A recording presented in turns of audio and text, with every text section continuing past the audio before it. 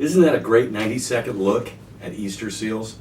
So I hope that's given you more of an overall view of what a diverse organization this is.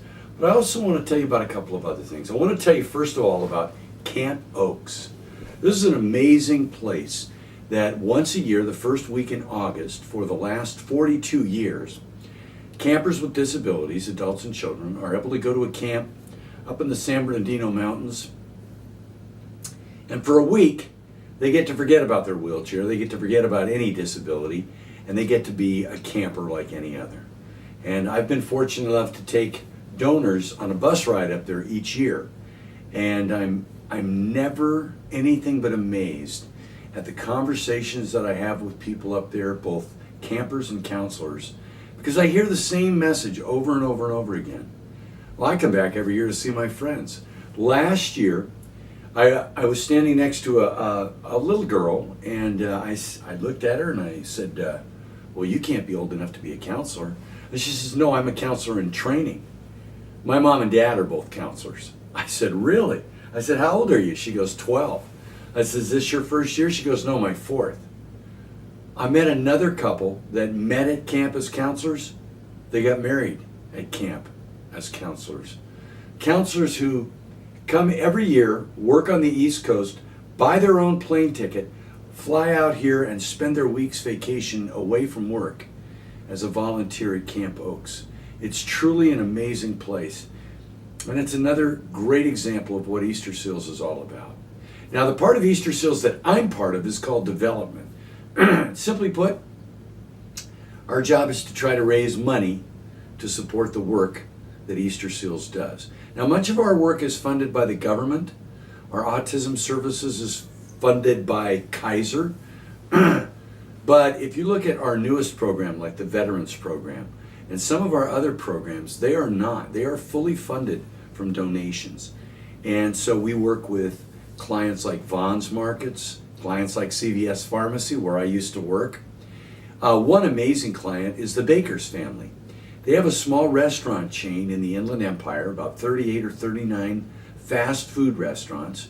And for the last 26 or 27 years, they've been selling coupon books during the month of October. They call it their Safe Halloween promotion.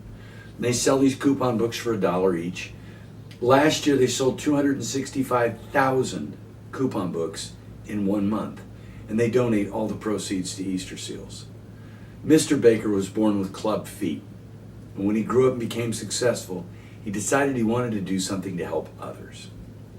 So listen, once again, I'm really sorry I wasn't able to be there with you live. I hope you've gotten a sense of how excited I am about being part of Easter Seals. It's truly a remarkable place to work. But I want to ask all of you a question. I want you to think about it for a second. Why did you choose this line of work? Why did you choose to go into a line of work where you need a lot of education, but you're not going to get rich? In fact, I used to ask each group, by a show of hands, how many of you picked this line of work because you wanted to get rich? And no one ever raised their hand. But why did you? And how old were you when you made up your mind? What I've found from previous classes tends to be a decision that's more 18 to 25-ish rather than when I was little. Many times it's because you have a family member or a close friend who has struggled with either autism or a disability. Whatever the choice, I want to finish my piece with you today by telling you what my mom told me. I think I mentioned earlier that I started dipping ice cream cones in Save On Drugs. In fact, back when I dipped ice cream cones, they were a nickel.